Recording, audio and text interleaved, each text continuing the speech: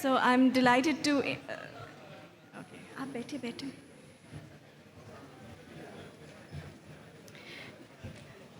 So the next session is now starting. It's called Ask Me Anything with Zehra Moinuddin, Shamil Khan, Dr. Umair Yusuf, and Azra Naseem.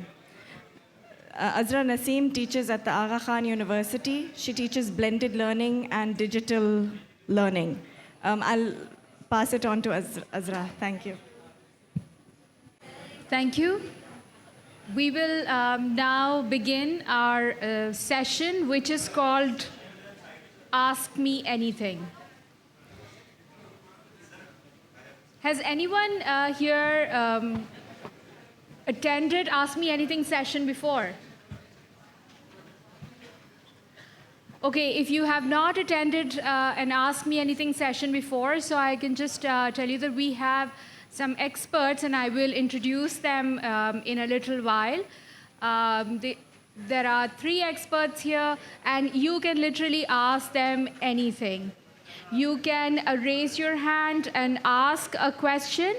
I also have some post-it notes which I can circulate, and if you want to ask a question anonymously, you can write your question on the post-it note and you can pass it on to us, and we can ask the question to our panelists.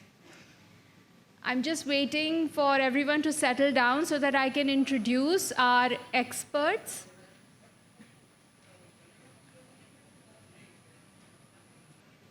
All right, so we have 3 experts here on the stage. Dr. Umair Yusuf. He's a counseling psychologist and psychotherapist who is also part-time faculty member at the Department of Social Sciences at Institute for Business Administration. His research and teaching focuses on issues of gender, sexuality, class, age, disability, and religion in counseling and psychotherapy.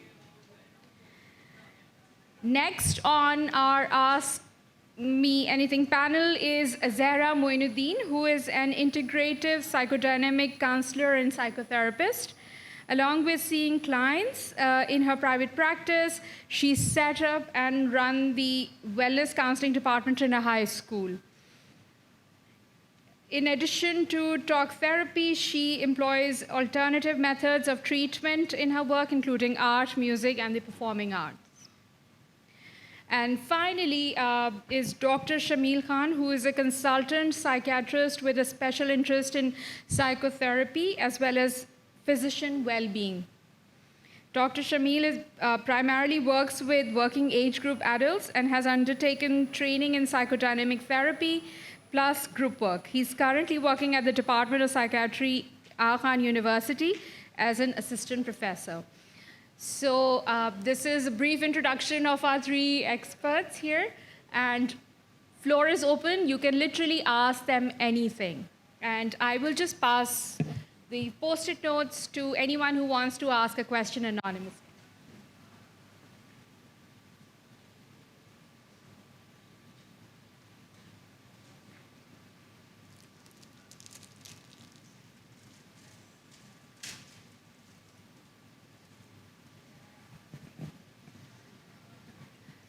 کوئی بھی سوال آپ کرنا چاہیں ان سے so you can ask any question.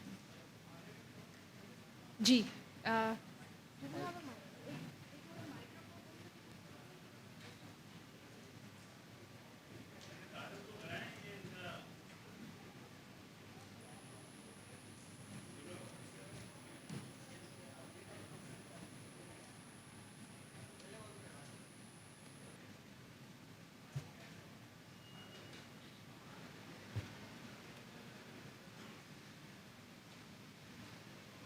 Hello. Hello, can you hear? Yes. Assalamu alaikum. G Everybody. This is really a great opportunity that such experts like you people are here. And about me, my name is S.A. Siddiqui. I'm a senior journalist and media producer. Plus, I give lectures in different universities on personality development. Okay? So my question is that these days, this thing is found very commonly, that educated people, highly educated people, and they believe in such things कि मेरे ऊपर बंदिश कराई गई किसी ने. Everything is being done with them nicely. They have good families. They are, with good earning. They have nice kids. Kids are fairly educated. They have property. They have everything. So why it can't be taught to them that this is a fake presumption of fake ideology that bandish कराई गई किसी ने. So please, can you people just throw light on this?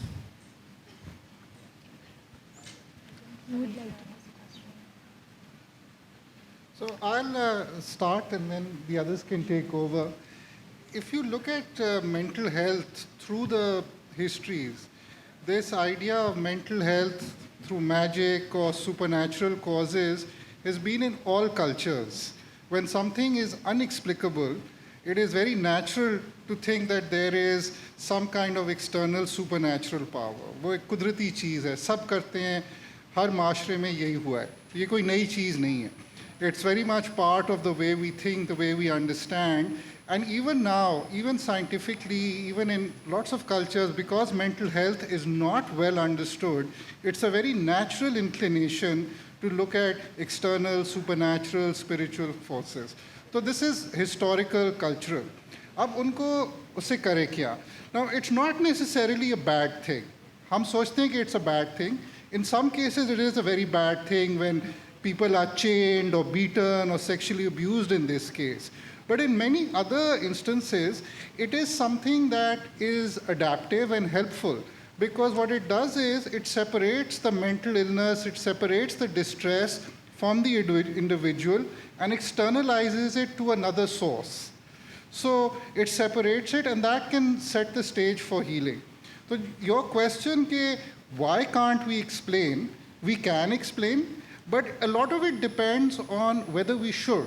Because sometimes this belief can be helpful for healing, sometimes it's damaging. So as a therapist, it is all first we look at how are these beliefs impacting the person.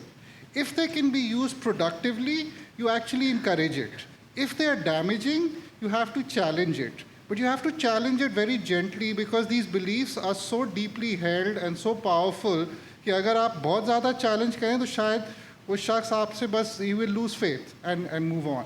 So it's a delicate thing. Because of these cultural, historical roots, you have to be very careful of how you deal with this. Even if you yourself don't believe in it, you have to manage it and evaluate on a case-to-case basis. Does that answer your question? Any follow-up to that? नहीं, actually आप मुझे ये बताएं कि ये आपने फरमाया कि दिस इज़ हेल्पफुल, तो how this is helpful? This is always damaging, क्योंकि वो लोग जाली आमिलों पीलों के चक्कर में पड़े रहते हैं. कोई कह रहा बकरा ला के दे दो, कोई कह रहा 5 किलो जो चिकन ला के दे दो, 5,000 रुपये डब्बे में डाल दो, ये ताबीज़ मान लो, और वो साल चल रहा है, कुछ भी नहीं हो रहा है. So most of the cases आप सही कह रहे हैं, it's not helpful. But in mental health, that's where mental health is different. We don't know what will be helpful. Sometimes जिन लोगों का ईमान बहुत ज़्यादा है और वो दुआ मांगते हैं, इबादत करते हैं, खुदा के पास जाते हैं, पीरों के पास जाते हैं, उससे फ़ायदा भी हो सकता है, मगर वो सबके ईमान पे की बात है. तो कभी कभी इसमें फ़ायदा भी होता है, नुकसान बहुत होता है. आप सही कह रहे हैं, नुकसान बहुत होता है. तो ये मगर इसको अगर हम फ़ौरन मना करें और उसको, तो फिर अक्सर होता है कि जो शख्स है जिसको परेशानी है वो फिर वापस आएगा ही नहीं. तो उसको साथ लेकर चढ़ना होता है, आहिस्ता आहिस्ता उसको दूसरी तरफ लाना होता है, और कभी कभी ये फ़ायदा भी हो सकता है. एक्चुअली बात ये है ना कि इसका फ़ायदा तो मैंने कभी आज तक नहीं देखा है. बात पूरी इतनी सी है कि हर काम के लिए अल्लाह ताला से दुआ करना, ये तो हमारा ईमान है, मगर वो लोग इस तरह नहीं करते.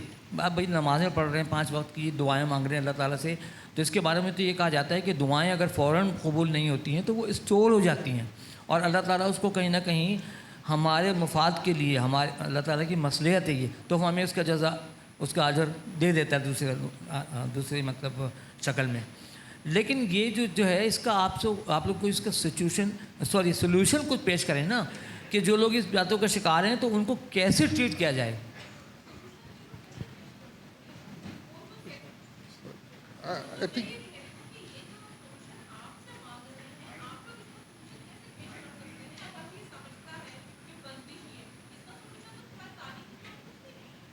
جی سوال کو پہلے جب تک سیدھا نہیں کریں گے تب تک جواب نہیں آئے. بیسک بات یہ ہے. My name is Arif Raza, I come from Hyderabad. جی جی I am representing the pharmaceutical company. Right. کہنے کا مقصد یہ ہے کہ آپ کے سائیکو تھراپسٹ ہیں.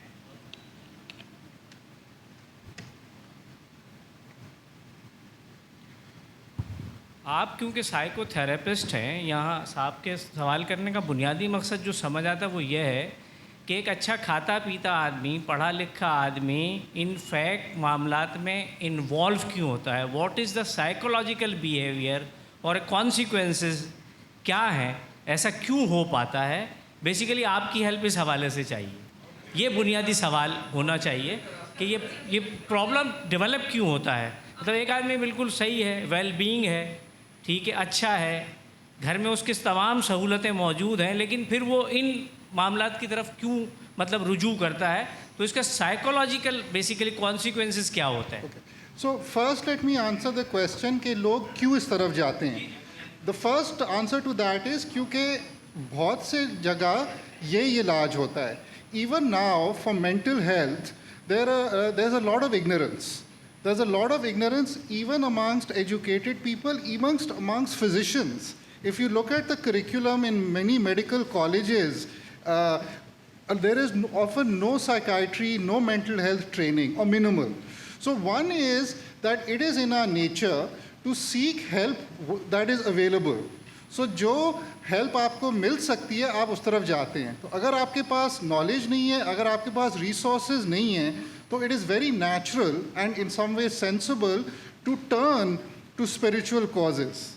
That is the way our mind works. When we are experiencing distress, we seek resources that are available. So when these are the only resources that are available, whether this is because of ignorance or economic causes or whatever, when these sort of resources are the only ones that are available, people will turn them. تو ایک تو وہ وجوہات ہے جس کہ یہی علاج ہے. اچھا, the other thing is کہ یہ کیوں ہے, it's part of our psychological makeup to like to believe that there is an overarching structure, meaning, there is something. So to reach out to that, کہ کوئی خدا ہے, کوئی اور چیز ہے, کوئی ایسا پاور ہے جو ہمارے سامنے نہیں ہے, ہمارے جو واضح نہیں ہے, اس پہ لوگ جانا چاہتے ہیں. It's again a natural human instinct. تو جب وہ اس کی طرف جاتے ہیں تو اس سے فائدہ بھی ہو سکتا ہے, نقصان بھی ہو سکتا ہے. اب میں آپ کو ایک اور مثال دیتا ہوں, and then maybe we should move on. کہ you heard many people here will have, you are in the pharmaceutical industry, تو you heard of the placebo effect. اگر کسی کے ذہن میں ہے کہ دوائی سے فائدہ ہوگا, آپ اس کو کچھ بھی دے دیں, آپ اس کو اسمارٹی دے دیں, پولو دے دیں, اس کو فائدہ ہو جائے گا. اس کی اپوزٹ ہے دا نوسیبو افیکٹ. اگر کسی کے ذہن میں ہے کہ مجھے نہیں فائدہ ہوگا نا, آپ اس کو بہترین دوائی دے دیں, وہ نہیں فائدہ ہوگا. تو ہمارا جو ذہن ہے وہ ایسے کام کرتا ہے. تو اگر کسی کے ذہن میں ہے کہ مجھے روحانی علاج سے فائدہ ہوگا تو فائدہ ہوگا ان کو. اور علاج اکثر یہ بھی ہوتا ہے کہ جب لوگ علاج لینے جاتے ہیں اسی سے ان کا فائدہ, ان کی بہتری شروع ہو جاتی ہے کہ کوئی ان کو سن رہا ہے, سمجھ رہا ہے, ان کی باتیں مان رہا ہے, اسی سے بہتری آتی ہے, اسی سے سکون آ سکتا ہے, بھلے وہ جو بھی ہو. اکثر نہیں آتا, مگر لوگ کہیں کہ آپ نے غلطی کی, آپ گناہ گار ہیں, آپ, اس سے نقصان بھی پہنچ سکتا ہے. مگر اگر کوئی حوصلہ دے, سنے, بات مانے, تو اس سے فائدہ ہو سکتا ہے.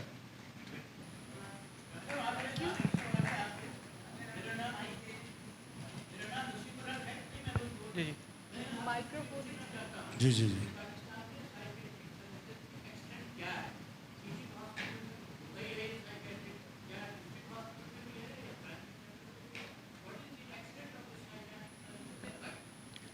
So I can say that psychiatric services within Pakistan, they are thoroughly under-resourced. As far as the district hospitals or the primary care centers are concerned, there is literally no availability of trained mental health professionals. But as far as the university hospitals or the tertiary care hospitals are concerned, yes, there are well-established psychiatric departments, but that's also in the cosmopolitan or the urbanized areas of Pakistan. If you go or move towards the more rural areas, there are literally no mental health services there. And at the moment in Pakistan, we are operating more as hospital-based mental health services. The concept of community-based mental health services, where we reach out into the community, either through community psychiatric nurses or social workers, that is also an underlooked kind of like an area in Pakistan. And I just want to kind of like continue on the previous question. I think हमारे माशरे में जो नफ्सियाती जो अमराज होते हैं उनकी कोई chemical explanation जो है वो it's almost kind of like non-prevalent. And I agree with Dr. Humair कि we need to kind of like work with the cultural beliefs जो हमारे माशरे में float करते हैं right, left and center in relation to psychiatric या जो psychological problems हैं. लेकिन जो स्टिग्मा है mental health का और mental illness का उसमें आम तौर पे हमारी जो जनरल पब्लिक है, किसी को अगर डायबिटीज़ होती है, शुगर होती है या ब्लड प्रेशर होता है, it's easier for them to understand कि कोई केमिकल है बॉडी का जो कि अप एंड डाउन हो गया है. लेकिन जब मेंटल हेल्थ की बात आती है तो it's really really difficult for them to understand कि there might be certain chemical problems which may be going on. तो किसी पेशेंट को आवाज़ें स्पिरिचुअल एक्सपीरियंसेस की वजह से भी आ सकती हैं, लेकिन किसी पेशेंट को आवाज़ें स्किज़ोफ्रेनिया या दूसरे जो मेंटल डिसऑर्डर्स हैं उसमें भी आ सकती हैं. और वहाँ पे भी treatment how we need to make it more holistic, which is there is a spiritual element, there is a cultural element, but then there is also another element which is to do with giving medications or with giving therapy and other forms of treatment. So I think that's where the problem lies, that we sometimes can't balance those different aspects of treatment in approaching mental illnesses.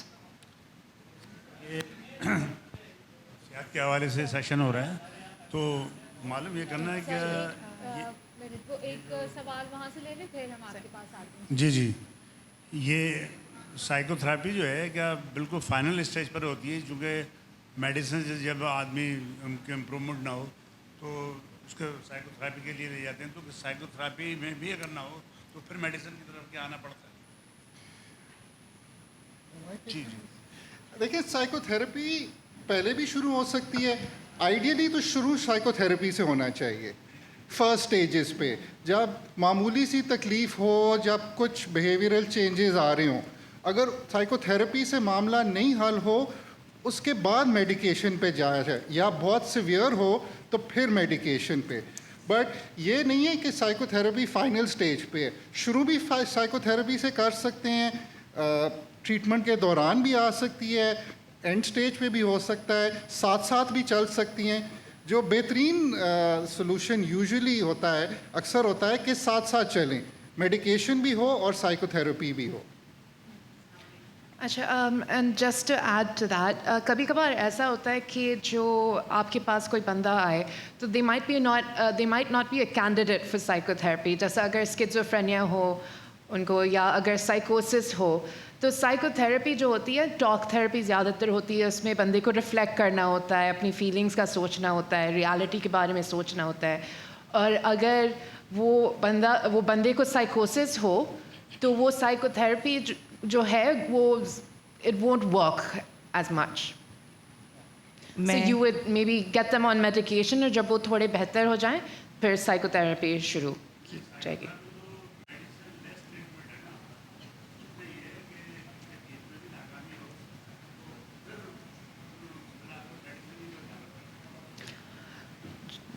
हर नफ्सियाती मर्ज़ की एक तो नौयत होती है और एक शिद्दत होती है.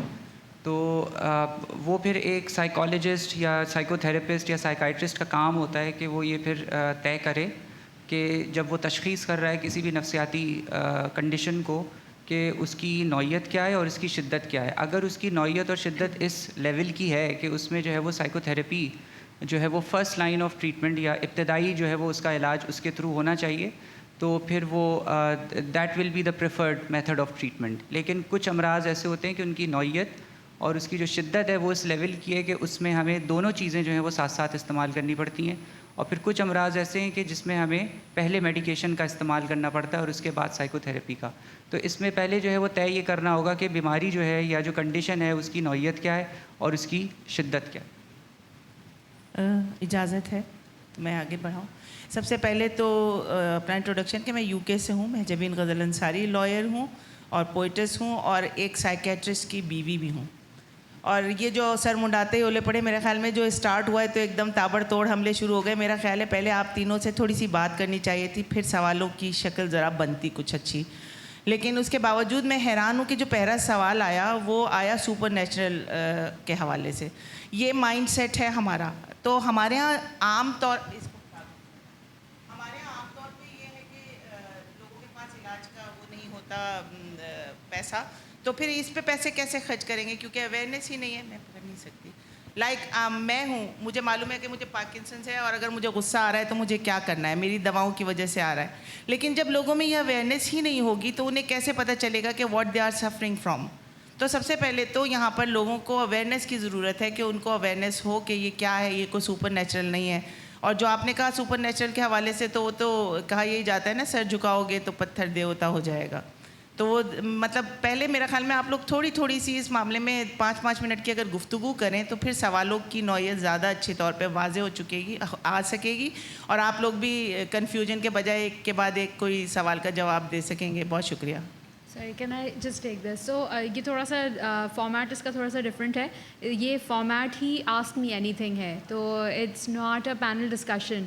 تو اس بیسکلی ہمارے ایکسپرٹس ہیں یہاں پہ, میں نے ان کو انٹروڈیوس کیا تھا شروع میں, اور اب آپ کوئی بھی ان سے سوال کر سکتے ہیں. سو اس کا فارمیٹ ہی اٹس بیسکلی اے Q&A.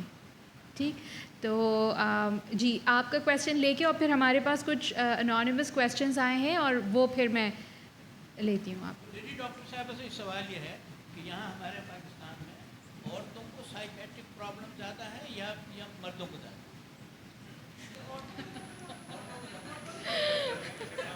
اچھا, یہ آپ کا اچھا سوال ہے, لیکن میں آپ سے دوسرا سوال کروں گی کہ اگر مردوں کو ڈپریشن ہو یا انگزائٹی ہو, کتنے آگے بڑھ کے بولیں گے کہ ہمیں یہ پرابلم ہے؟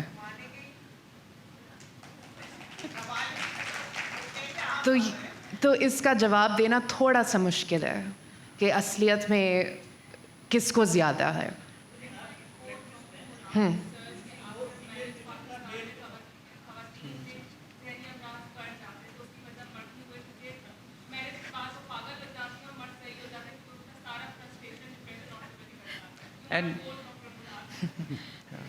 And on the contrary, the men are more vulnerable to develop depression if they don't get married in Pakistan. So women more have a protective role there.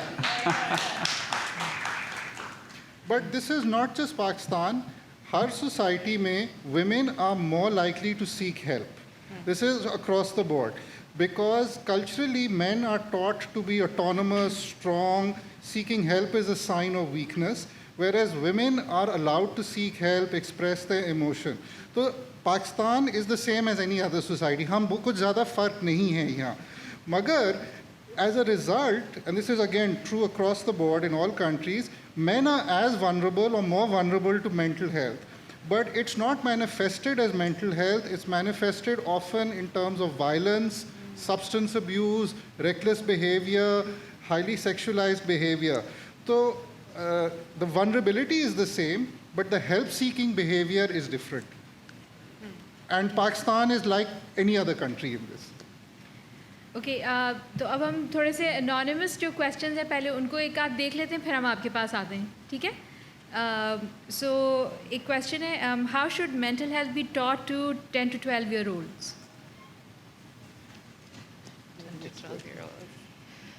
اچھا, so 10 to 12 year olds, that's a tricky one. So I think so I've worked with groups of 10 to 12 year olds. Mental health teach karna unko, so storytelling, I think there's a lot of good books out there. Sitting in groups and having conversations, kyunki They're very, very impressionable. And so normalizing talking about feelings, normalizing talking about anxiety when you're not having a good day, when you're maybe feeling sad or you have low self-esteem, कि ऐसा महसूस करना, it's okay, right? I think that it's oftentimes that adults forget to lead by example, right? So we as adults think कि हम बड़े हैं, so we need to hide our feelings, we need to be strong for our children, we need to not show any vulnerability ever. But sometimes in showing contained vulnerability, फिर बच्चे भी ये सीखते हैं कि this is okay, right? And as I said, sometimes storytelling, sometimes art, sometimes theater and plays, and through play, actually, that's a really great way of maybe teaching lessons about mental health or increasing mental health awareness. Guys. I'll just add one thing. Whoever asked this question, there was a great movie. It was a Pixar movie, Inside Out. And it talks about, it's about a young girl, and it's in her head, and their emotions in her head.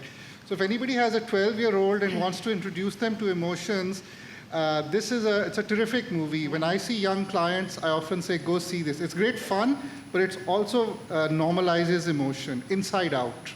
Highly recommended. Okay. Shall we? Yes, we'll take a question.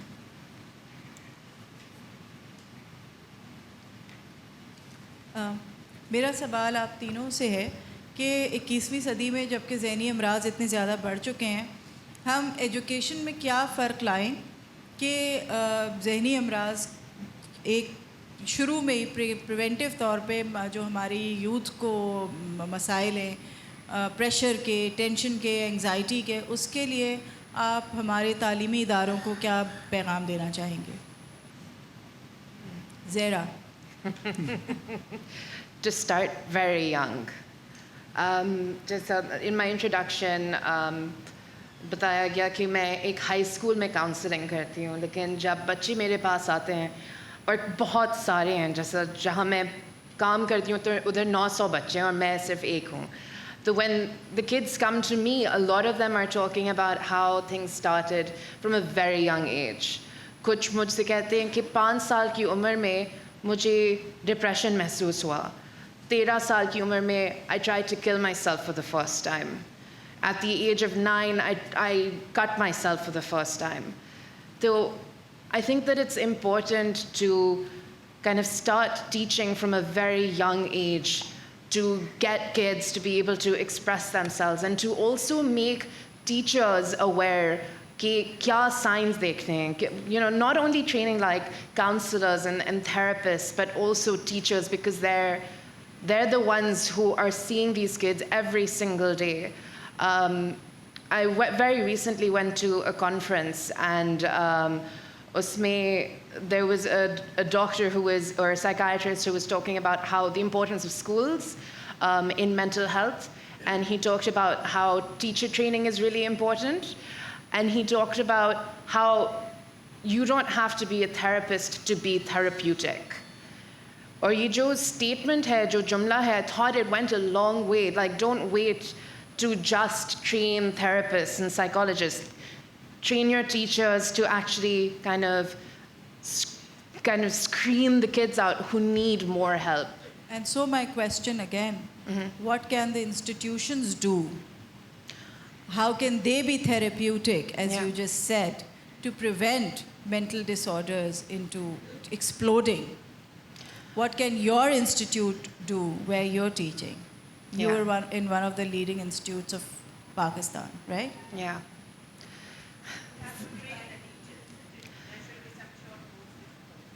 Yeah, and I think that we've been really fortunate that there's been more of a focus on that. I think emphasizing on bringing in more counselors, bringing them and having them on school premises, talking to kids in bigger groups as well.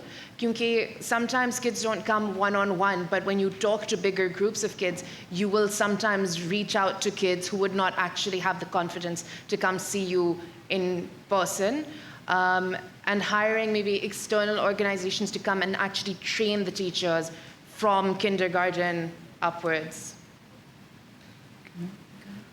I think it's also about how we create safe learning environments Yeah. within schools, within colleges, within medical universities, and what constitutes a safe learning environment. I mean, the definition is quite open and broad. I mean, I agree with you with regards to training the teachers and providing those kind of like opportunities for the young people to talk about their feelings.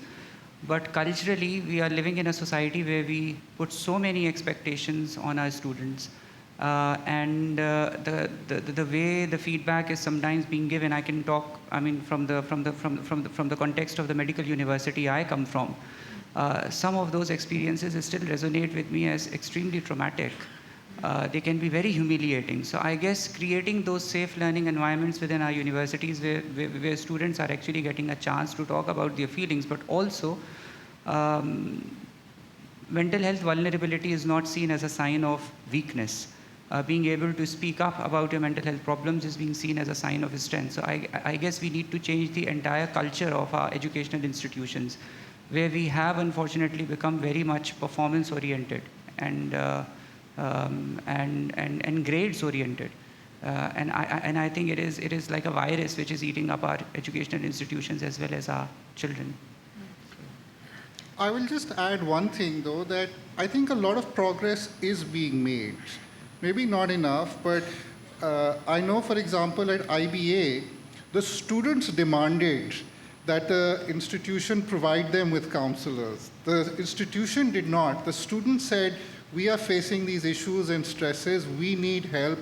And so I think younger people are, the stigma is less, pressure is more, but also people are getting better and more open about seeking help. Again, there's a long way to go, but I think the beginnings give us some reason to be hopeful that the next generation is going to be more open to talking about mental health issues. Sorry sir एक ये सवाल लेंगे फिर हम आपके पास आएंगे, ठीक? तो एक okay, so the question is how does one help a family member who is struggling with their mental health but very resistant to seeking professional help?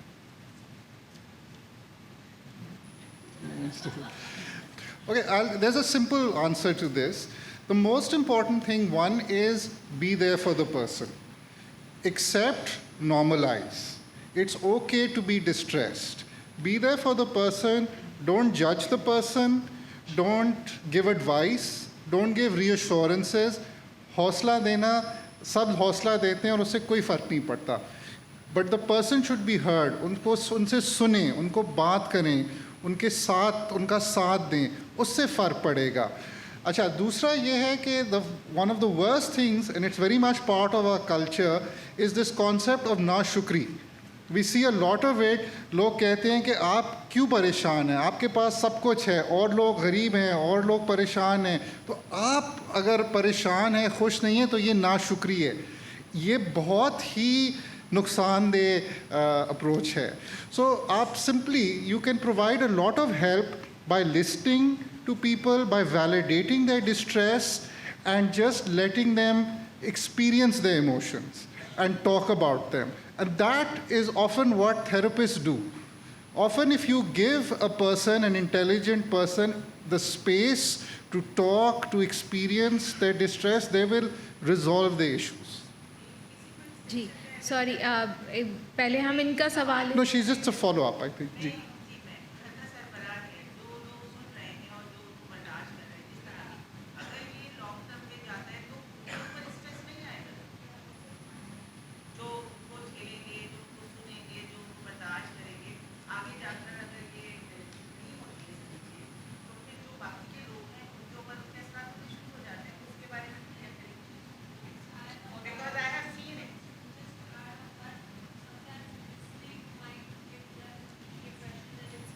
Their behavior. What if the behavior is dangerous to others? So how is it? Fine, you're listening, but what? How do you stop? Where do you draw the line? Okay. And how does it help that person? The whole part of it was to help that person. So how do you help that person? Anybody Actually, else? there's a similar sort of question. C line pe hai. I can just read out the question also because it kind of relates to. So the question here is, why people won't talk about toxic family and parents relationship. Also, we don't have a concept of living alone or independent or having independent life without family. So I guess all these questions are interconnected, because we were talking about how a family member who is struggling with someone who has got a mental health condition, and they are not actually wanting to seek professional help. So what should we do? Apart from whatever Dr. Humair has said, I totally agree with him that sometimes listening has a very therapeutic and healing effect, and you just need to be there with the person who may be struggling with a mental health issue. However, at AKU, we have a lot of patients who don't actually come and seek help themselves, but their family members actually come and give us a collateral account of what they might be struggling with at home with a particular patient. And obviously, the patient is not there in the room. There are certain challenges in terms of working through that approach, because we don't really know whether the problem is within the patient or the problem is actually in the family member. So who is basically the patient? But if it is being identified that there is definitely a problem which the other family member might be struggling with, then we work with the family, and we work with the parents, we work with the carers, and we sort of like engage them in a conversation as to how they can actually handle all those issues at home. So even though the patient is actually not coming, but through counseling and through sort of like some support, gradually and slowly, the patient who is there at home might actually change his mind or may become a bit more flexible in terms of coming to the clinic or seeing a professional. So this is a kind of like a very gradual or a graded approach. It sometimes works and sometimes doesn't work. On the other hand, it also sort of like tells us very much about the dynamics within the family, because you're getting to see the family members who are basically associated with the patient, and they are kind of like bringing the narrative of the patient. So that's one of the ways.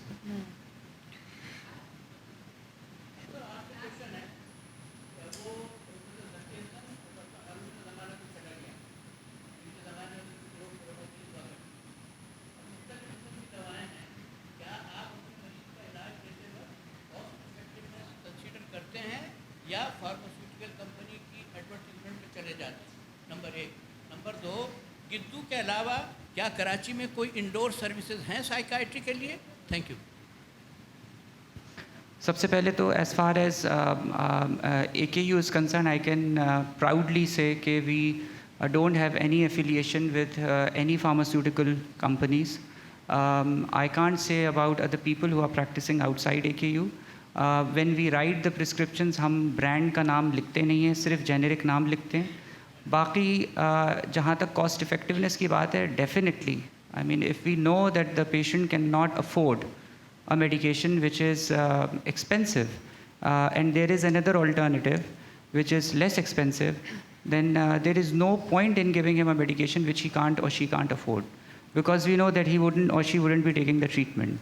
So it's best to kind of like give that medication which is effective, but also lighter on their pockets. So that's the answer. There are many indoor, I mean, it depends what sort of indoor services you are talking about. So there are services for acute mental health issues in which patients are admitted for 10 to 12 days and then being discharged. Then there are other services in which patients are admitted for 2 to 3 months, and we call them rehabilitative services. So there are certain services within Karachi. Okay मुझे एक reminder मिला है कि हमारा session का time ख़त्म हो गया और 5 मिनट में रैप अप करना है, तो आप अगर अपना हाथ रेज़ कर लीजिए ताकि हमें पता चल जाए। ओके, दिस 1 and 2, ठीक। सो फॉलो अप क्वेश्चन है कि अभी आपने वो जो गिल्ट फैक्टर की बात की, नाशुक्री वाला, सो आई थिंक क्योंकि I know there is a lot of friends who are seeking therapy, लेकिन उसके बाद वो ये भी कह रहे होते हैं हमें पता है, हमें नहीं बोल, डिप्रेशन उनको डायग्नोज्ड है, दे आर टेकिंग मेडिसिन और सालों साल थेरेपी में है, लेकिन वो फिर भी कहते हैं कि हमें पता है हमें नहीं बोलना चाहिए क्योंकि ये नाशुक्री होगी। डोंट यू थिंक ये फैक्टर हमें बहुत ज़्यादा भर दिया गया है, जिसकी वजह से हम गिल्ट की वजह से भी बात नहीं करते हैं? क्योंकि हमारी जनरेशन के बहुत सारे लोग, we are very open about mental health issues and it's very difficult to explain our parents, and sometimes very difficult to explain our teachers as well. So yes, I would agree with that, and I'll link that to the previous question on toxic family relationships. Part of the problem is that our culture, especially in terms of parents and elders, there is unquestioning respect and deference to elders, which is a good thing for the most part.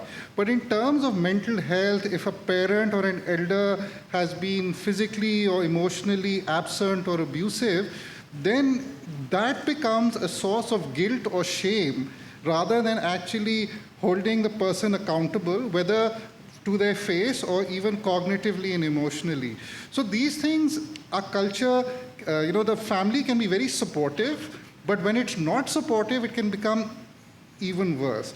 So that's one of the challenges. And like you're saying, people don't like to talk about it because of the concepts of shame and guilt. And that is also used in our culture, especially in a lot of that parents expect deference, obedience, respect, and they use shame and guilt to enforce it. So this is but I think it's changing. I think we are improving. And Acha, I just wanted to add on to that. I think that a lot of times when people have come to me, another thing they've said is, I told my mother, unhone kaha ki namaz padho. Right? So it kind of adds into the whole, you're being ungrateful. A lot of people will sit and say, I have everything. Objectively, I have everything on paper. I have everything going for me. I don't understand why I'm like this. Kyun depression? And so there's a lot of shame and guilt attached to that.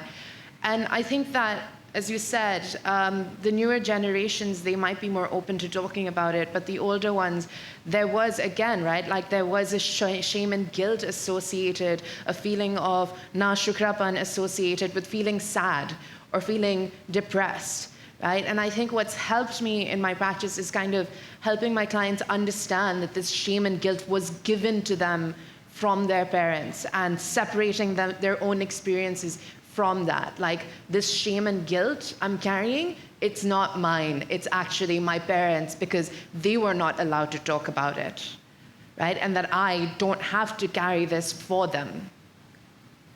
Okay, so the two questions, aapke paas aur piche. I'm just going to continue with this. I wanted to know whether Pakistanis are more susceptible to mental health now, because I'm just going to continue with the same thing. Because our society is like that, are we more susceptible to it? Because we're not changing anytime soon. We do not take mental health as, like the newer generation does, but the older generation never did. So are we going to be more susceptible, and how long will that continue? On a factual basis, I would like you to compare our society to other societies. My instinct is that there's no research that will tell this, but my instinct is that the prevalence of mental health issues is probably the same in Pakistan as it is in other countries of similar socioeconomic status. And it may be the same universally. What is changing is the awareness, the identification, help-seeking, treatment, and that's all good. So while we may be seeing more instances of mental health, it's possible it was always there. It wasn't diagnosed. People were seen as difficult. People were seen as troublesome or so on. And now we are understanding it may be anxiety, it may be behavioral issues. So I don't think that Pakistan is any different. Fundamentally, we're the same.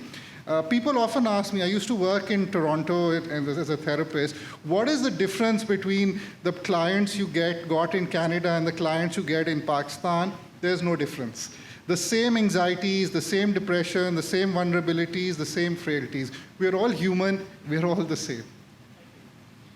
Okay, if I can just take this question और फिर हम आपके पास आते हैं, ठीक है? And then that will probably be the last question. ठीक? So एक सवाल ये है कि what do you think about LGBTs in our society, and what would you advise them who are from LGBT?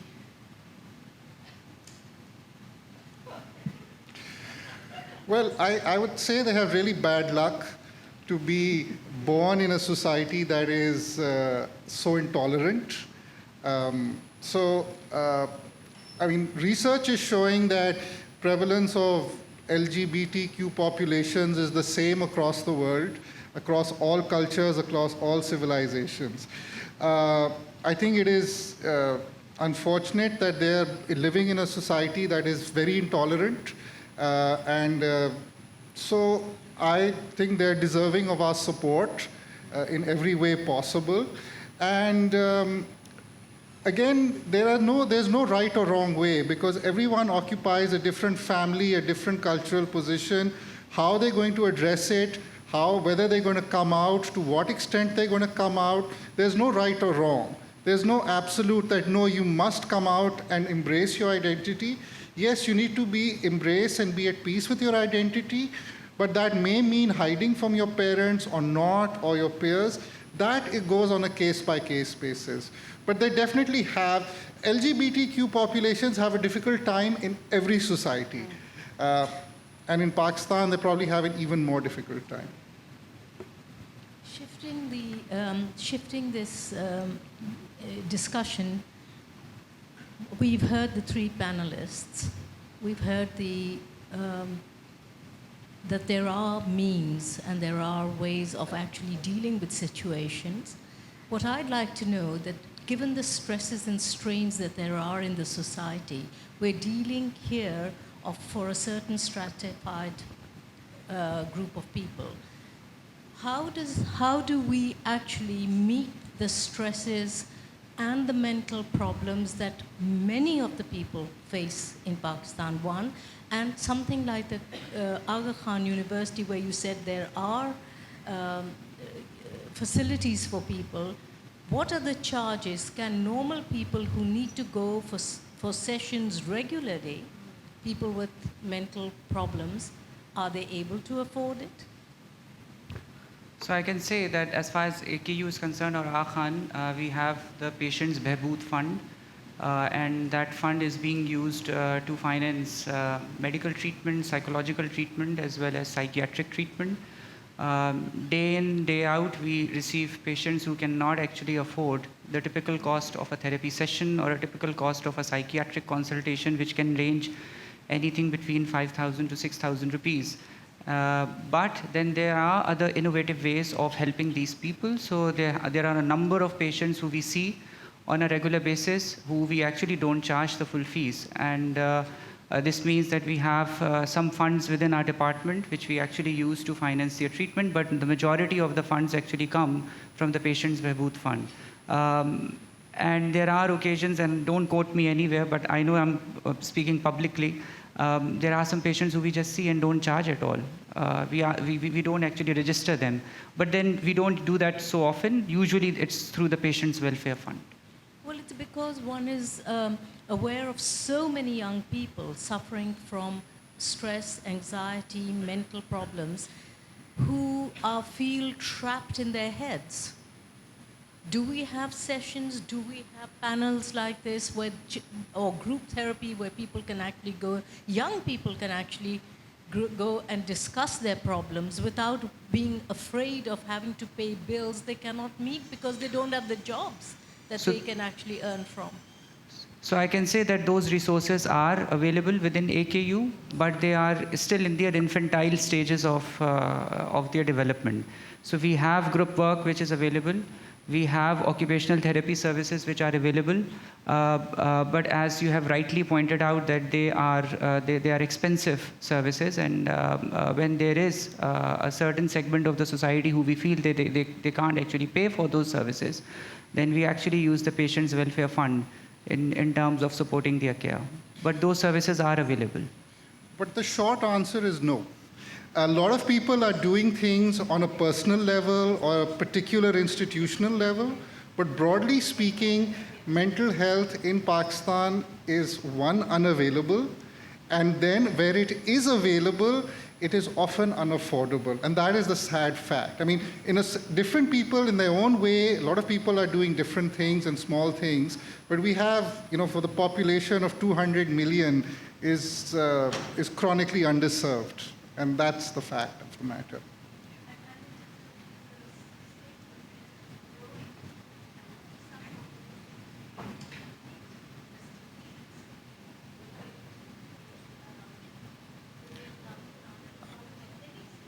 Could you repeat that, please? Sorry. There is this deficiency in a growing situation in Pakistan where there are many, many more cases coming to light because of the stresses and strains and joblessness and younger people feeling trapped in their minds. However, is there anything being done to meet this before it becomes an epidemic?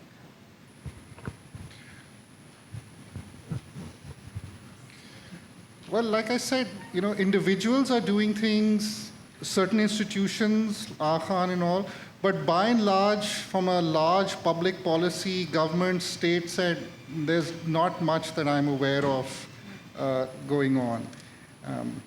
So yeah, it is a challenge, and I don't think it's even being talked about, let alone addressed. But I guess this forum is one example of such session. So I've just been reminded once again that we have to wind up, and I know that there's a hand up here, and I have a few questions here as well, but unfortunately I'm being once again reminded to wind up. So thank you very much for your questions, and I think just the fact that there are so many questions, it seems that we all want to know about mental health, the kind of services that are available in Pakistan, how do we access them, how do we make them accessible to everyone, not just those who can afford it, but the ones who cannot. We are also concerned about how do we make mental health education accessible through schools for children and so on and so forth. So I hope that we will continue to have these sessions. I just want to point out that this is the 4th session of its kind, which is a series of Ask Me Anything questions started by Sabeed Mahmood Foundation. So for mental health of youth in Pakistan. So thank you very much for being a part of this session. We will now conclude. Session is over, but if anybody has a question, I'm happy to answer it outside.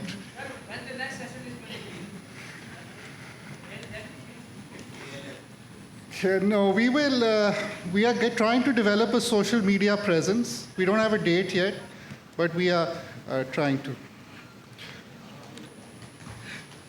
Thank you.